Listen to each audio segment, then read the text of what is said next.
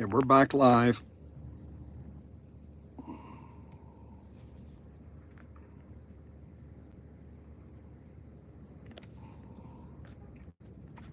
So basically, the Storm Prediction Center sort of enhanced risk. They've expanded the tornado risk as well.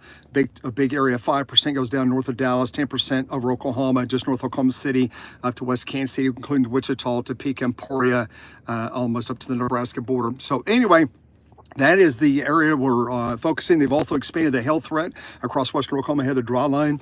And I'm up here on 935. You can see, hi there, Raul, JR. And 935, we've had some showers and thunderstorms come through, and sun's coming out, and it's partly cloudy just west of me now. And the clouds are ripping out of the north. Strong little of a jet here across I-35, going on the Kansas-Oklahoma borders where I'm at right now. And we've already got some showers and thunderstorms on the radar, and we'll be looking at those here in a second. Here in DFW, yeah, you need to watch out after 7 o'clock tonight with the storms back building there.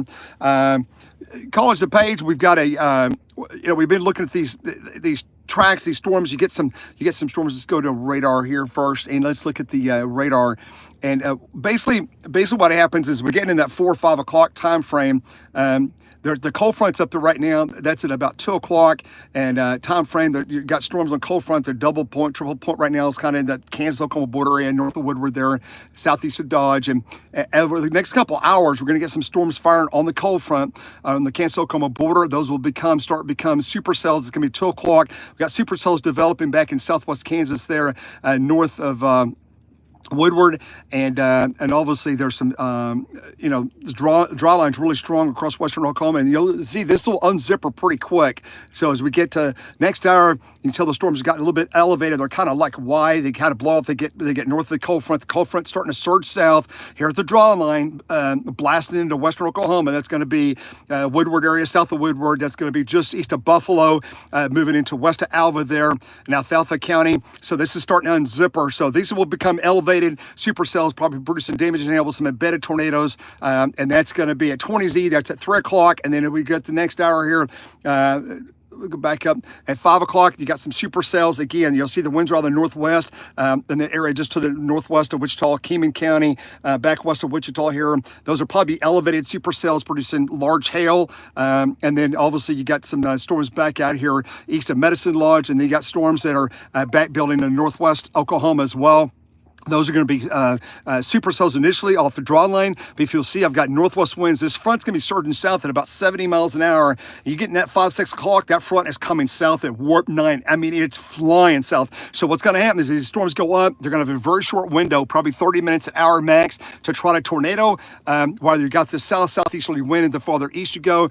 And with time, they may produce more damaging wind, mesoscale tornadoes within the line. And you'll see, and then this thing starting to unzipper all the way down I-40. It's unzippering down the draw line. The cold front's still up here, and the double point's probably back just south of Alva at that time at 6 o'clock. But as with time, this is going to back build, and you see you got some storms there that might be surface based, kind of right on the front edge. Some storms producing hail, maybe some tornadoes there south of Wichita.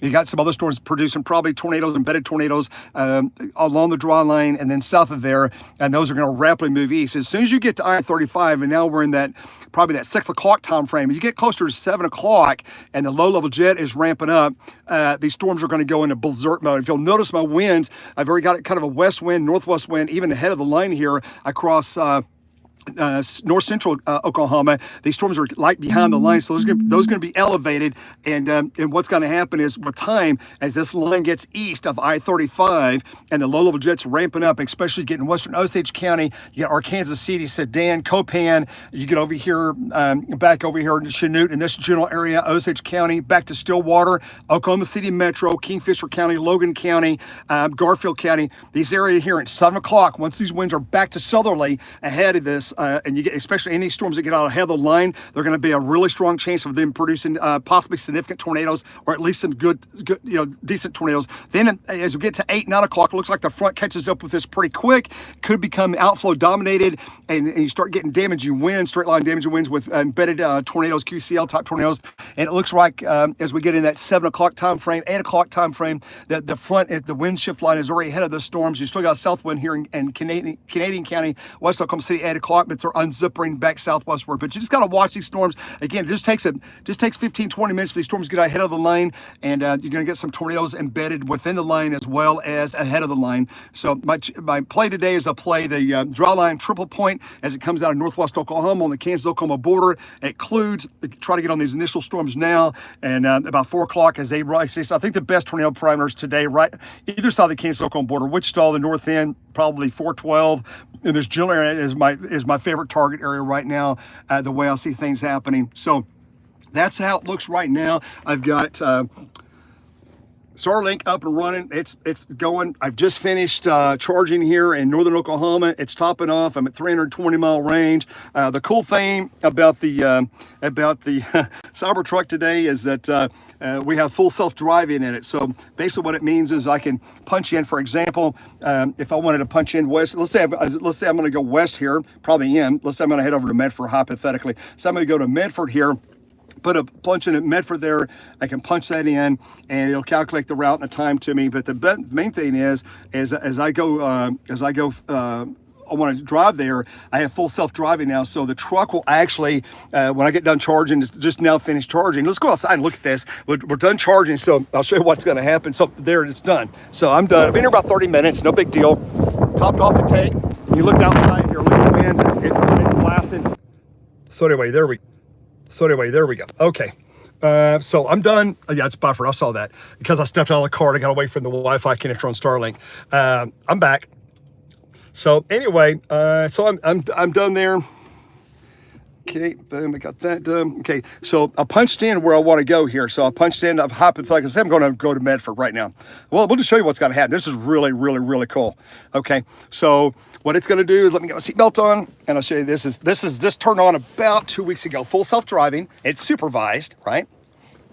Yeah, we're back. So here's what we're going to do. So we're going to take off now, and we're going to do full self-driving.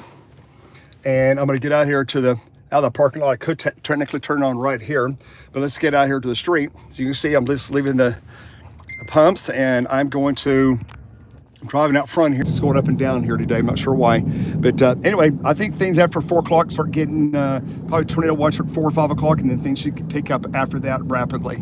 Okay, this is not the only severe weather. We'll have a severe weather today. That's quiet tomorrow. Our Thursday and Friday is pretty much quiet in Oklahoma. Saturday, the moisture warm front starts flying back north, and then Sunday we've got upper wave approaching, severe weather, tornadoes again starting maybe as early as Friday way out west, but our Saturday way out west in the Texas Panhandle, and then Sunday Texas Panhandle, western Oklahoma Sunday night, and then across the state Monday and Monday night probably a major outbreak of severe weather, including significant tornadoes. That's the way it looks right now this morning. So that's it from Oklahoma. Tornado watch will be out probably around 4, and expect all hazards today. You know, damaging winds, straight line damaging winds. We do have ongoing brush fires and fires across the state of south winds with very, very dry conditions across the state of Oklahoma, including Kansas.